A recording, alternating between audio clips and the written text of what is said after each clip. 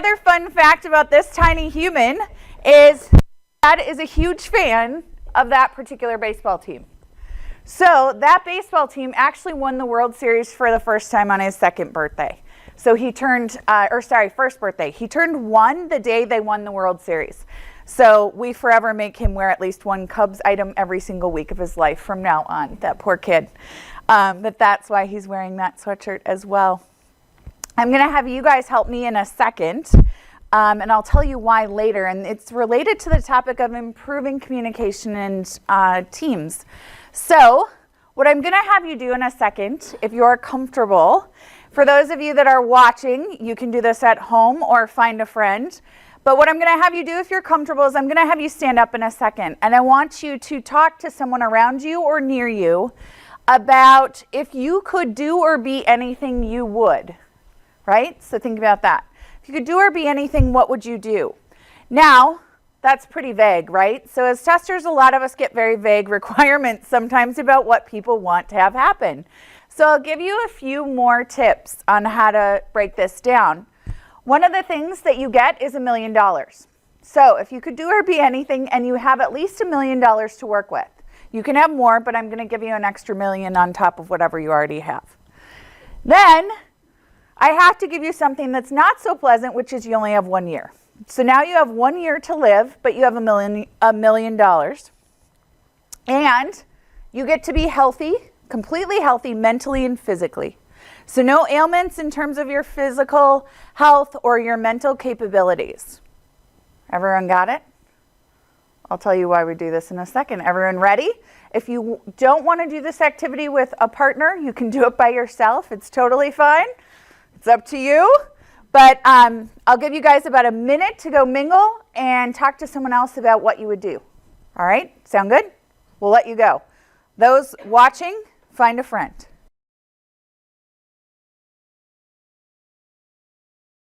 All right, I'll pull you guys back. How do we do? Was it hard? No? You guys all got this, right? Yeah. Right? I always think it's interesting, right? When we get these little tasks of if we could do anything, what would we do? And then how many of us are doing exactly what we would be doing, right? Versus what other things would we change? So kind of an interesting activity. Now, why I actually had you do this. There actually is a business benefit to this type of activity. So what actually happens to all of us as humans is naturally throughout our days, we start to decline. Like depending on the earlier you got up today, usually between 12, 1 o'clock in the afternoon, all of us naturally are on our natural decline. Our minds work slower, we move slower, we think slower, all that stuff starts to slow down. That's why you see a lot of people say, oh, I take a walk at lunch, or I get up and move around, or I go get coffee, or I eat sugar, or whatever. That's a natural part of what happens to us. So the benefit of when we actually get up, move around, do something, stand up, it changes the dynamic, right? It changes our ability to be open, to learn, to take in new activities, to take in new information. So that's why we actually do it, in addition to the fact that better connected teams perform better. They've done studies on teams saying how well connected the team feels to the other individuals on that team impact greatly their ability to perform in a professional setting. So what that means, for example, what they looked at was teams that knew each other, their pluses, their minuses, their strengths, their weaknesses, what everyone in the team was capable of. The teams that could do that, their output would be not only faster, but higher quality, right? Because they understand each other than teams that don't. So again, in summary, mind maps are one way to help improve communication, but the other thing you can do is make sure your teams feel very connected to the other folks that they're working with in the organization. Highly important in terms of improving speed, because we always talk about we want velocity in our teams and we want to produce faster. So a lot of times what we focus on is what is the technology we're using, how do we speed up the ability to get stories completed, how do we speed up the time to development. But a lot of teams don't actually look at what am I doing to make sure that I have a highly connected, high-performing group of people that say I get and understand what everyone on this team is capable of and improving that connection. So actually improving that team connection is as important as focusing on the technical aspects of the team in terms of their success or failure. We also see it in terms of being able to get tasks accomplished. So think about it, if you've ever wanted to procure an asset, laptop, whatever, that type of thing, if you know the right people, you can get it in a matter of minutes or hours. If you don't, in some organizations, that can take you days, if not weeks, to happen, right? And a lot of that's based on relationships. So the better relationships we have with others, that can assist and aid us in getting those tasks accomplished as well. So it does help us when we're trying to get our work done. So again, mind mapping, talking about improving velocity and communication, one of the components is making sure those teams are connected and eliminating as many barriers to communication as possible. So we're going to look at hopefully my little video works here. I'll look at the video quick. Nope. They say that a picture is worth 1,000 words. It's as true in business as it is for everything else in life. So why do visuals communicate better than words? First off, images take less time to process than text. Research at 3M Corporation concluded that we process visuals 60,000 times faster than text. 93% of our communication is nonverbal, and most people are visual learners. That's because we more easily remember new and different things when they are presented visually. Visual communication is just far more effective. The web traffic and social media trends support this. Publishers who use infographics grow in traffic an average of 12% more than those who don't. On Facebook, photos perform best for likes and shares as compared to text, video, and links. Pinterest, a highly visual social media platform, generates more referral traffic for business than Twitter, Google+, YouTube, and LinkedIn combined. So whether communicating for yourself or your company, you're better off communicating visually. Okay. Anyone remember how 1,000 times faster? Right? So when you talk about aiding communication and adoption and people actually retaining information, visuals work a lot better for us than just words, right? We remember that a lot easier. People relate to it better. So again, we had 60,000 times. You said it, so you get our next gift card. Oh, there you go. All right. So now where mind maps come from, I don't know how many of you actually know the history of this, but mind maps are a really old concept. This is nothing new. So the gentleman on the far right there, the picture up there is Tony Bazan. So he became popular back in the 60s as someone who was talking about how to use your brain and train your brain. So if you actually Google mind maps, you'll see a lot of TED Talks, other talks on mind maps and how they help individuals and people. One of the things for any of you that have children, right? So children and their study habits, if you teach them how to use mind maps for note taking instead of just the traditional notes, they retain the information better. So there's a lot of videos out there on how kids can actually use mind maps as a tool in their study habits to improve study habits. So great tool for kids. It can be used for just about anything. So again, when we look at it, it goes way, way, way, way back. If you look at the picture on the left, that's a picture of our brains and how connected nodes and centers work. So the information, the way we store it in our brain actually is very similar to how a mind map is structured, right? So there's connected pieces and nodes and components that link to other areas of the brain that send information back and forth. So again, it's how we naturally process information is in that strategy of what a mind map would look like when you build it out. And then if you also think about early societies, so Greeks, the philosophers, Egypt, lots of folks use pictures or hieroglyphics to communicate concepts. Because again, a lot of the concepts those philosophers were communicating were very complex, and it was hard for individuals to pick up the information, so how they made sure that they understood it was to create and translate into a picture for those individuals. So again, goes way back using mind maps. This can be used for business or personal use. You can use it for just about anything. We're going to actually build a couple mind maps today so you get the feel of how to do that. The other beautiful part, like with a lot of things today, it's all open source tools.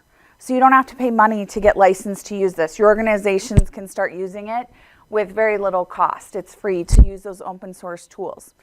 And then the other nice part is it doesn't take a lot of training. Literally, like after this, you guys will get how they work and you can start using them. So it's not a high uplift in terms of how long it takes to adopt in organizations. I always say too, what we tend to have is a lot of us are incredibly busy. We live in a fast-paced world with text message, instant chat, right? People aren't processing and reading information. So the more we can make it a color book of a visual depiction, the more we'll get people to retain and remember what we want them to remember. I worked with a lot of executives. So my background, I came from Oracle. Worked with hardware and software engineered to work together, which was the first concept for the iPhone around proprietary software built in a store that would work on proprietary devices, right? And working with executives, something I learned really quickly is if I wanted them to remember something, I drew them a picture, right? That's what they remember. They get so much stuff that pictures really help them retain just like the rest of us. So if you're not getting through or the message isn't sticking with developers, executives, anyone you're working with, try this route and see if it goes better, right? It's easier to engage with a picture than it is, or a diagram, than it is to engage with words. We were working with an organization that was making their major migration to the cloud from their on-prem solutions. The architects and everyone, including the testing team, had said to make sure this is actually working, it's a 9-month project. We need 9 months to complete this entire effort. The executives in the organization said, forget it, that's too long. How about 3, right? So, and all of us have probably had projects where people have said, yeah, that's nice, but do it in this amount of time. We said, why don't you build them a picture, right? And he said, well, we do. We have these architectural diagrams. I said, show me one. He goes, well, they're stored here and here and here and here. And there's like 6 places you had to go to get the full picture. And I said, why don't you build one that they can see? They built that picture. It was huge, but it was the picture of all the intricacies of moving all of those systems and the interdependencies. They presented that back to that same executive team. The execs came out and said, are you sure you don't need a year? Right? Because they could see, literally, that's all it took. Seeing the complexity made sense to them. But if we can't visualize it, sometimes we can't imagine how that could be what it is. So, picture on the right over there, right? So again, just the concept of which would you rather have, the paragraph that describes the apple or the picture of the apple, right? Like that's literally the difference. The paragraph on the left is the description of an apple versus the picture on the right. So visuals just are much more appealing to most of us. You can also use standard templates. So for example, lots of organizations with test strategies, test plans, and test cases use a baseline template that they then allow people to build off of. Because that's one of the things people are afraid of is, oh, this will just become a free-for-all and it won't be standard in our organization. You can actually use standard templates. It also encourages engagement. So other folks that normally aren't engaging, how many of us have sent out documents, asked people to review them and read them, and it's like crickets, right? Nothing happens. You know, I even tried, you embed something in there, like if you read this, I'll give you $100 and no one responds. You're like, okay, clearly no one's reading these documents, right? So how you can help or aid that and get them actually engaged is by using these pictures. Most people will look at a picture or give you feedback on it. People are scanning, not reading documents anymore. How many of us fully read everything that we get every day, all of that email, or we just scan for important things? Most people are scanning. And then not having to use formal training, super nice, and it's free. So we all like free. So basically you can use it for anything. Analysis, creativity, team meetings, note-taking, information management, problem solving, anything you can think of. I'm building a shed in my backyard, right? Like you could use a mind map to do that. It can be used for absolutely anything. Anyone know a mind mapping tool that's available besides Coggle and FreeMind? Those are 2 tools. Yes, XMind is a big one. Is that what you guys use here? And you use XMind too. There you go. All my gift cards. All right. So what we have, so mind mapping tools, just if you've never looked at them before, or for those of you even that have, these are some of the ones that I recommend. So Coggle is one. Can be used in Chrome, just depending on what you use in your organization. iMindQ, that one you can actually pay for. We do work with companies that require paid for tools. You know, some organizations require that you pay for tools. So if that is a requirement for you, they will absolutely and happily take your money. from you. FreeMind you don't pay for. If you want some templates for FreeMind, I have a test strategy and test cases that we can email out to everyone that attended afterwards that will work with FreeMind. So if you want to download that one, that's a real easy one. I recommend that one as a starter tool, like when you're just getting started, really easy to get started. Literally, to use FreeMind, you have to know where the enter key and the insert key are on your keyboard and you will be fine. That's literally as easy as it is. MindMapple just sounds like what it is. The fruit store products work well with that, right? So if anyone knows what the fruit store is, those work well. I was actually at Dell and they blocked my Mac. I couldn't get a Mac on their network to save my life. I'm like, wow, you guys really hate Apple. And then text to mind map, that's one for people that don't even like to type it out. They want someone else to help do the rest for them. So that's for the really short attention span folks. Text to mind map is a good one for them. All right, so here's one of the things. Anyone know what Calabria is or who they are? No? You all work with them almost every day if you ever call a help desk. So they are the software that's behind that help desk when you call someone and it says, this call is being monitored and recorded for quality assurance and training purposes. That's their software that does all of that. So for help desks. One of the interesting things about that software was they purchased and acquired quite a few different companies over the years and lost a lot of the original developers that built the softwares. And they had many different sets and code bases that they were maintaining without the original people that built it. So there was little to no design documentation. They had no business analysis or requirements folks in their organizations. So the testers had a really tough time trying to figure out what this software should do and what the workflows look like. So one of the strategies we put in was mind mapping, right? Because they weren't getting engagement. They would have test strategy reviews, test plan reviews, no one would attend. Like no one would show up for those. So what we did is we built all those using mind maps for them so that they would get that engagement that they were looking for. And basically what ended up happening is they could put in high, low risk areas. They could show how that changed release over release as a feature wasn't new anymore. It would become lower risk because they weren't seeing any issues in it. It was a single place for them to look at and analyze what they were actually doing with the software. So for the first time, the testers all of a sudden had this collaboration from all of the teams. Not only the developers, the product owners, everyone, but the executives. So it was standing room only to come to those reviews because now people could engage with a picture on what was being done. So it put everyone on the same page. It was huge for them as an organization, simple to do. Lots of you have already used mind maps, but for those of you that haven't, here's what it is. So a mind map is this simple. You think of it as a tree. So you have your main idea, whatever it is that you're working on, that's your main idea. Off of that main idea, you're going to have branches. Those are sub-themes that relate to the main idea. And then off of the branches, you have what are called twigs. So they're subcomponents off of those branches or those sub-themes. And they're associated all back to your main idea.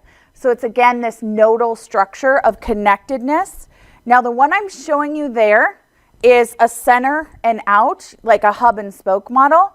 But for those of you that makes you nervous because you're a left to right thinker, you can also go left to right. It doesn't have to be a center out strategy. You can go left to right. So the templates I'll show you in FreeMind are actually left to right. For those of you that's how you think, more than a connected structure like this or a center out structure. There is no wrong way to do that. You can do it either way, depending on what works better for you. So this is a new feature template in FreeMind. So again, this would be just the idea of how to use this now, right? So the main idea or the hub of what's happening here is a new feature in the system. Off of that is all the components that are related around what they have to think about when they're doing a new feature. And then off of those are the subtopics that relate to that. So for example, with their functional tests, positive, negative, ensuring that they cover those. This is actually one of, like I said, the templates that we use with Calabria. Other people have other ones that we use as well, but this is one of the ways to do that. See, simple, makes sense so far? All right, this is a test strategy. So this is a fully blown out version of a test strategy. Again, another template. But the other beautiful part about this, because this is big, right? But keep in mind, this is a whole strategy, What you can do is collapse components of this so you're not looking at the entire thing. So say, for example, you have two different teams that are involved, a web team and a mobile team. You can collapse down everything except mobile. You can collapse down everything except web and focus people on one area. So it doesn't have to be fully blown out, but this just shows you what it can do when it is. And again, this one is going center out instead of left to right like the previous one. Now what you do, this is actually this. Do you see what happened here? All that's been done is it's collapsed. See how tiny it gets when it's just the main idea with its subcomponents? Main idea branches, no twigs. But that's how small it is, right? When you collapse it all down, or you can collapse just areas. To create these, like I said, all you have to do is hit enter and then insert, and that gets you your next line. That's all that's showing you. It's super easy to use to generate that. And then the other nice part, you see the check marks? You're going to have all the icon options on the left to create priorities. We've already covered this and we're all good on it. Or if there's things that are outstanding, or if you have questions, or there's an area that people want to weigh in on, where they have an idea, you can put all that into the mind map. Okay? So you can put pictures on it, you can put notes, you can put whatever you want. So it gets a lot more visual when you start using the toolbar on the left, and you can say, okay, we've already covered this area, everyone agrees, we're still waiting on this, someone had a new idea around people, how we're going to leverage that. They could put the idea icon over there by where the people is pointing, right? You can use a lot of different things to enhance it once you get the hang of it. But the first objective is just start using it, and then once you start using it, you can get more and more complex as you go along. Questions so far? No? Makes sense? Good? Okay. Perfect. All right. This is where it has a note. So again, see that little pen with the little pad of paper, the pencil with paper? That just means there's a note on that install. So you can put whatever you want for notes underneath it as well. Again, this one goes left to right. So some of you already probably are going, I like left to right better, or I like center out. You can do it however you want. Doesn't matter on those. All right, we're going to have you make one. Everyone have something to write with. Yes? Or a computer. You can use a computer too. Does everyone have something to write on? If you don't, I have these sheets, so you can use these. If you need something to write on. Does someone need pens? Okay, we'll get you a pen. I know pens are getting outdated. So old-fashioned, making you use pens. Yep, we have paper. You need a paper too? All right. All right, so what you're going to do is have your main theme that can be left to right, or it can be center out, however you guys want to on that. But the center, your main idea is time management. So put time management in your center. So that's your main idea.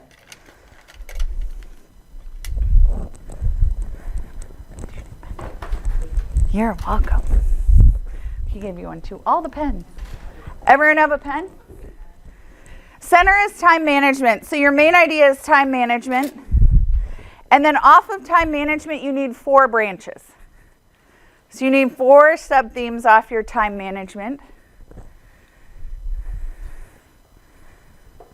Everyone got it?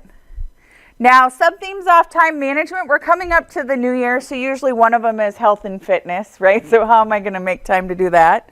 It could be, or not, or we could ignore it. It could be children's activities, it could be free time, it could be work, it could be whatever you want, but pick 4 areas of your time you want to manage. Could be more time for vacations, work-life balance, whatever you want.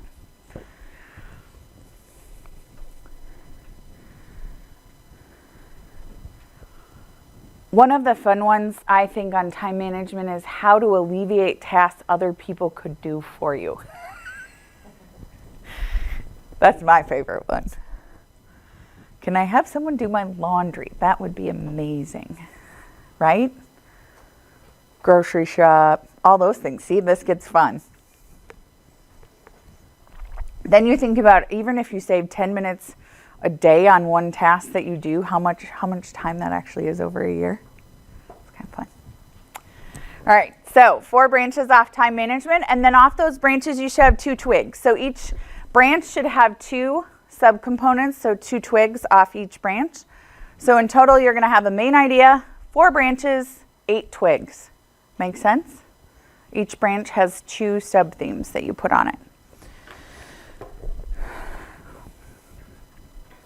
So there will be at least 2 points or sub-themes to each branch.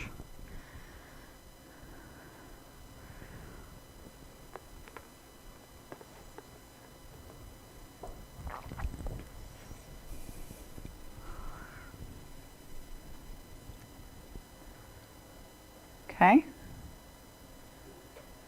And we're doing this by yourselves on purpose because I want you to see the difference between this and a collaborative mind map.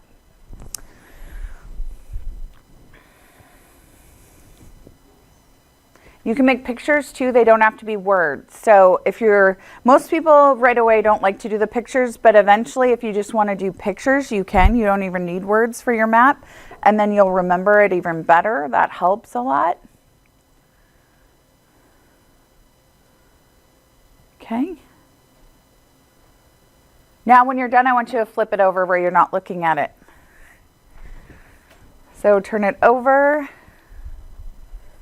So you're not looking at it.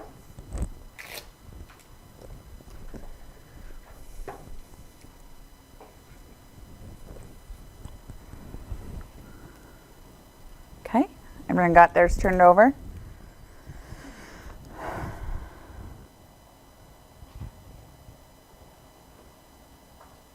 Right, now if I asked you to recreate that, how many of you see it in your head and could easily recreate that mind map? Yeah, it's there, right? See what that just did? If I would have said write a paragraph about how you want to manage your time, could you recreate that just like you would the mind map? Word for word. Right? Okay? So, idea is using that should be an easier technique to retain the information not only for you but anyone you're giving it to. What it also does, if you create the pictures, people understand what that picture meant and they associate a meaning to it. Words get really complicated, and why I say this is here's an example. I could ask you a simple question like, are you going to the party tonight? So let's pretend there's a party tonight. And I could say, are you going? How many possible responses are there to that question? 3. Yes, no, maybe. Do you know that words mean different things to all of us? Even yes, no, and maybe? So when you ask that question to someone and they say, yes, I'm going, in some people's minds, yes equals about a 50% likelihood they'll show up. Right? Some of you are shocked right now because you're like, I don't say yes unless I'm 100% sure. No, some people, it's like maybe to them, right? So in teams, you can see why when we're developing complex things like software or requirements, now you're using much more complex terms, we can all not be on the same page, right? Because when we hear that word, that may mean something different to us than the other person. So alleviating some of that and drawing the picture for them helps a ton. So I'm sure all of yours look like that, right? No. But it could, right? So here's ideas of what you could do with that, right? They can get as complex or as simple as you want. Lots of companies are actually bringing in professional artists for big meetings like strategic planning sessions, board meetings, annual planning sessions, to have them visually draw out what the goals and objectives are for those executives, because again, they're more likely to retain it if it's in a picture format. Now here's another one, sample, maybe more like this, yeah? More like that, yeah. So that's usually what we start out with is this type of thing, which is totally okay, right? As simple as you want, but just to get you into the concept of using this as a way to map out what you're doing and making sure you don't forget things. Here's an interesting strategy. Take something you already have that's a document or as a paragraph or something, translate it to a mind map, then go back and look at the document and see if you got everything. Usually people are afraid that if I use a mind map, I'm going to leave stuff out, and my document was more comprehensive. 9 times out of 10, what people find is they actually miss something in the document. That the mind map generates something they weren't thinking of because they're looking at it visually as a picture and you can physically see gaps. Make sense? Whereas a document, it's linear, right? All right. Oh, so this is FreeMind. This is the tool that I have templates for. So if you want to download that tool, we can send out the templates and you'll have automatically some templates you just load in. They're just MMF files, so mind map files that you can load in. Those can actually get attached in your tools. So you can actually attach them just like you would any other attachment in anything you're doing, which is really cool. This is Simple Mind. This is a mobile version. So if you want to do mind maps, like you guys probably don't have that. When I talk to a lot of people that use tons of public, do you guys use a lot of public transport here? Or do most people drive? Yeah. But like in New York or Chicago or anywhere, you think about how much time people spend in their, just on public transportation. They can use this one as a mobile version to get in and do stuff while they're on the go, which is kind of cool. And those are .mm file formats in this one. So 2 different ones. You can use them on iPhones or Androids, which is nice. Have it on your phone and just be playing around with it whenever you want to. So here's sample things I've seen teams use mind maps for. So if you look at these topics, planning a testing effort, project or iteration, scoping deliverables, tasks, or user stories, identifying acceptance criteria, breaking down acceptance criteria, identifying a solution for a project or user story, identifying project and or testing risks, identifying and engaging stakeholders, like getting people involved. You can use it for just about anything, right? And I don't know, how many of you use open space meetings as a concept where you do open space? No? Okay. Open space is pretty cool, right? Where you bring people in and you figure out what the challenges are and what they're passionate about and what they want to talk about, and you don't preconceive. So in your testing organizations or teams, you could set it up as open space and say, okay, what do we want to mind map? And what are the biggest challenges we have? And then get those topics out and then generate mind maps off those topics. So if you haven't looked at that, either open space is pretty cool. There is, I'll give it to them. It's a simple deck on how to use open space to create engagement in teams. It works well with mind maps as well. Is there anything that's similar to open space ideas for people that are remote, so you wouldn't have people actually using physical Post-it notes? Yeah, absolutely. So any of the tools that you have, some of them are basically like a Google Doc, right? Where you can collaborate remotely and have people on the fly putting the information into that so you can see it being iterated on. So same kind of thing, allowing them to iterate on the versions of it as well. Something that actually looks like little physical looks like Post-it notes. I don't know. Has anyone else seen one that? Nope. You should kinda create that. Well, nobody steal my idea, okay? Right. I know. Right? She's going to have new software. That's a great idea. Mm-hmm. Probably. I think it would help a little bit. It's just an interesting thought to think about. Where it actually looks like the stickies. Yeah. And what I like about this, so the one we're going to do as a group next is stickies. And the reason I like that is because a lot of us get scared of committing. Like when you write that stuff on a piece of paper, like you just did your individual one, it's written. So if you want to move something or change an association, you actually have to cross it out and start over. Whereas when you use the stickies, you can just physically move them around. So you're absolutely right. Where my head went to this as soon as I started using them was flexibility and adaptability and shifting relationships of the information, because as new people come in, you start to see there's different ways to tie the information and associate it. If that makes sense. So that's why that's important. And will work better for a lot of folks. All right. So what we're going to do is you can be in teams of 2 to 4. We're going to build a team mind map, because I want you to really feel the difference between when you just did it by yourself and what happens when you have other people and other brains to collaborate on how you build it. Make sense? So teams of 2 to 4, and you have choices. So your choices are on what you want to do. You can buy a pet. So your mind map is on buying a pet, right? It can be buying a car, or it can be planning a holiday or vacation, right? I always know how stressed individuals are based on the answer to this. So, make sense? Your team will build a mind map. You'll have 10 minutes to do it, and it'll be on buying a car, buying a pet, or planning a holiday vacation. Make sense?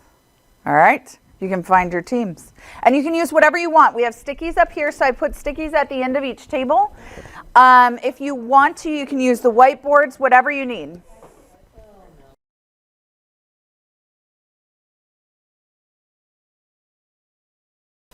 All right, we're going to have you guys walk us through just so we know kind of how you did. We had 2 teams that bought pets.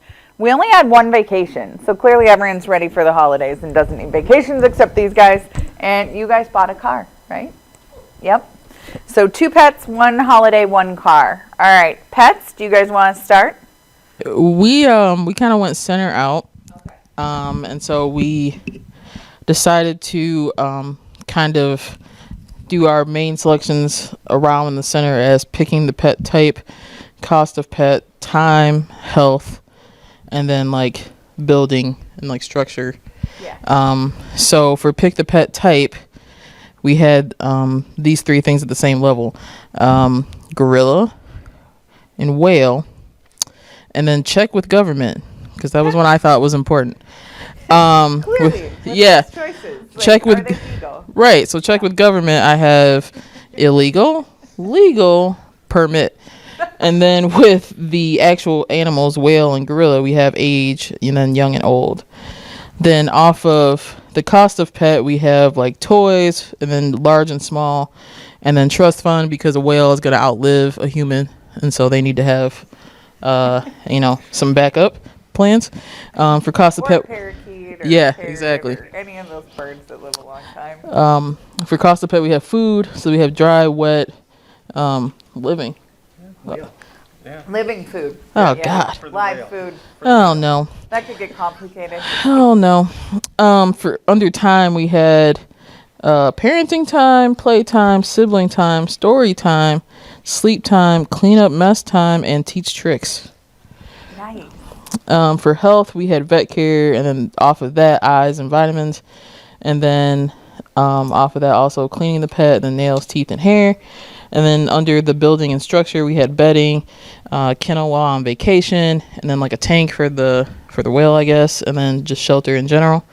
So that's kind of how ours went. Nice. That's the most creative buy a pet I've ever heard of. Yeah. No one's ever had to check with the government before. That I was the one that came up with the check That's with government, amazing. because these guys were going a different way than I thought we were gonna go. Right. And you're like, check with a professional. We I'm don't like, know if this is I'm not getting locked up over this one. right. No, that's perfect. So was your guys' buy a pet pretty similar to that? Right. I know. Isn't that fun? That's what I mean. Like, you can have the same topic but go totally different places depending on who's involved. Oh, is it okay? So we went the logical route. So yeah, the boring route. Mostly all of like the decisions that need to be made leading up to having the pet. So our high level one is just pet, and then you have to choose your type. So we did like bird, cat, dog. For a dog, you have to choose your size and then your breed. You have to decide how you're acquiring. So a person-to-person sale, a shelter, or a breeder. You have to decide what supplies you need, so like toys or a crate or food. Within food, dry, wet, and treats are subcategories. And then deciding on your vet plan in terms of spay and neutering and vaccines. Deciding on your away plan, both like daily and long term. And then within long term, do you take it with you? Do you board it? Do you get a pet sitter? Your bathroom plan for the pet, so like litter or taking it outside. And then within taking it outside, are you going to walk it around on a leash or build a fence?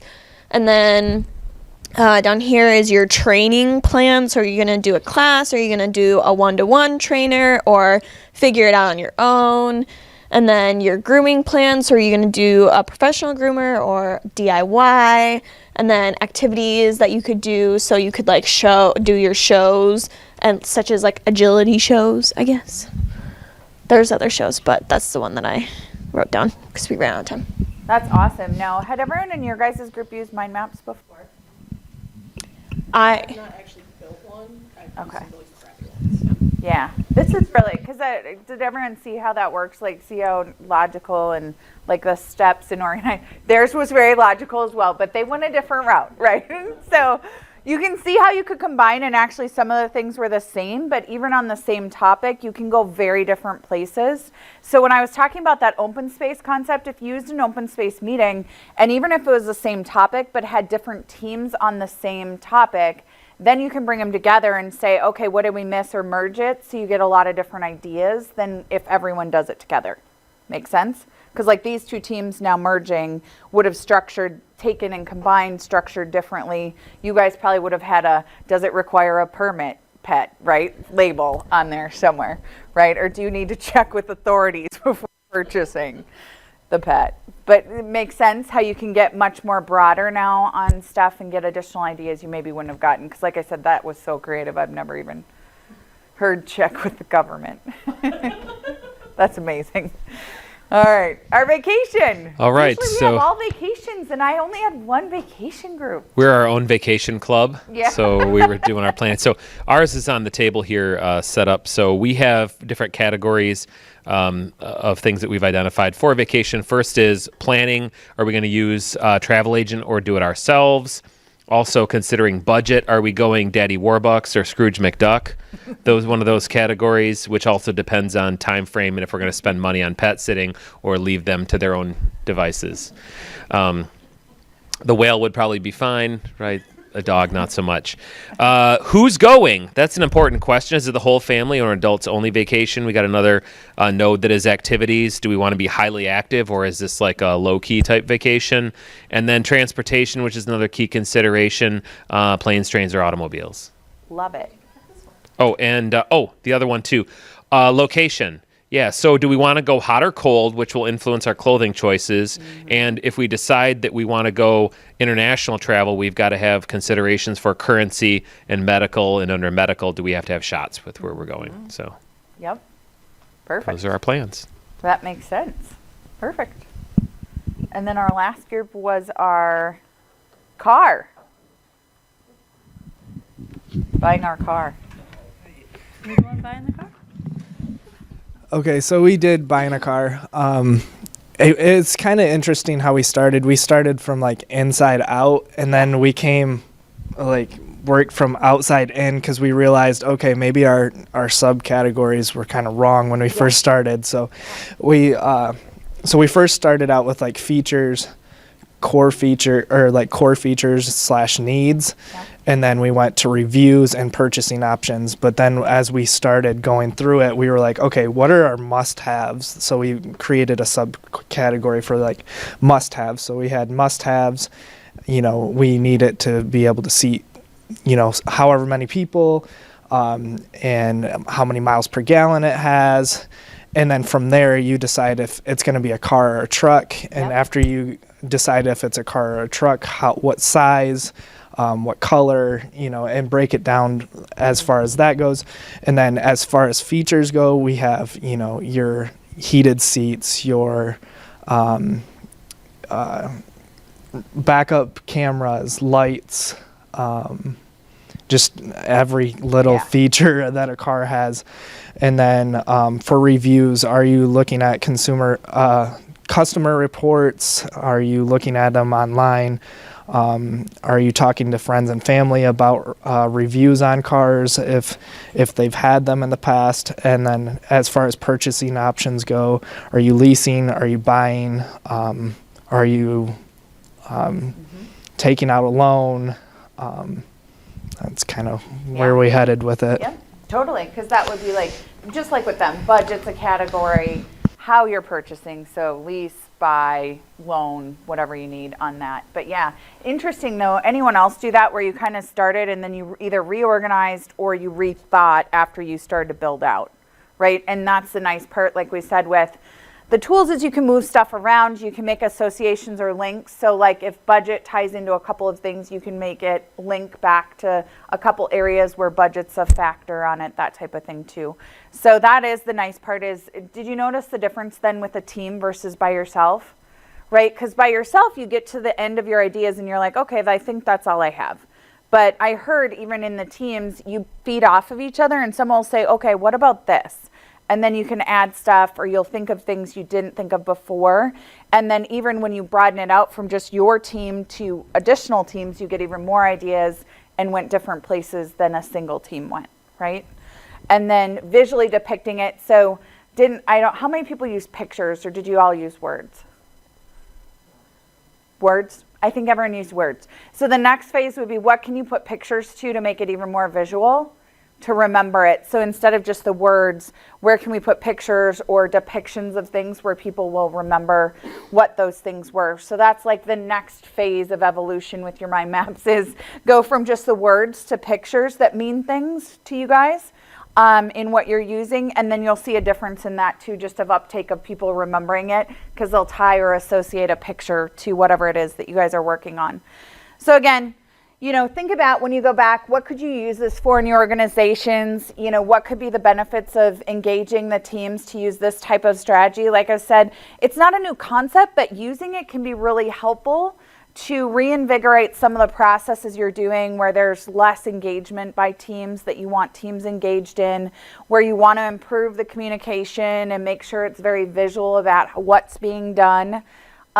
Organizations are starting to use this more and more. I would encourage you, if you like the topic, like I said, there's lots of videos out there on other ways to use it, but it's a good thing to start thinking about. So hopefully, for those of you already using it, it got you excited about continuing to use it, and for the new folks, some tools to be able to use it with. Make sense? Any questions? Told you it was easy. See, it's such an easy thing to do. And we have to find something besides Trello. I'll think about that. I know I'm not personally a good drawer at all, so drawing pictures would be horrific. Yeah, I do stick figures. Yeah. That's the extent of my artistic ability. But I think for me personally, like, different colors helps. Are super helpful. So like, even when I was in college, I'd write notes, and I would write different colors for different days of the week. And so when I would take tests, I could actually visualize the colors of my notes, and that would help me. Yeah, because you think about anything that triggers that memory. And in some of the tools, what you'll see is the branches are a certain color, so you can actually visually see the differentiation in a branch versus a twig. And then the twigs are a different color. So you can configure things like that to have the colors make sense, even if you don't want to use the icons or the pictures. Right. And then I started thinking, like, outside of the box and being really weird. Like, what if someone was blind and wanted to have something that's not visual, but like I was thinking like textual. Yeah. Like have different textures for your different, parts of a map that you're trying to draw and stuff like that. That would be cool. So I don't know. I was just thinking kind of some weird stuff. You have a good outside the box thinker on this stuff. That's pretty cool. Because the textures, I like that. The colors you definitely can incorporate in all the tools if you guys aren't using them. The colors is helpful for me too, because then I visually see what goes to what. Yeah. So it creates that visual spider webbing and mapping of them. Right. I think even music kind of does the same thing too. Like if you are studying for something and you remember the song that you were studying with, you can remember your notes sometimes. Yeah. So it's all those sensory clues. All the sensory things, the feel and the touch and the how it looks, and visual, very good. This leads into behavior-driven development. Yeah. It does the same type thing, and it is super beneficial. And when you do that, it's with colors. Yeah. So it's kind of like combining both concepts, and it's pretty neat. Yeah. When you see the impact that stuff has, right? I mean, just anything that eases adoption of people being able to remember, to use something, to tie it back, because one big problem is lack of continuity and understanding of what people are trying to accomplish, right? Someone sends a message, the reception of that message doesn't land the same way the receiver intended, causes lots of disconnects. So anything that reduces the disconnect is good. Anything else? And we're at 1:00, so we got you guys done still on time. Yay! Thanks everyone, it was good to be here. My first trip to Lansing. Amazing. It was super exciting. I hit the Starbucks already. I've seen your Lansing Starbucks. But thanks for coming today, you guys. It was great to meet all of you. So thank you.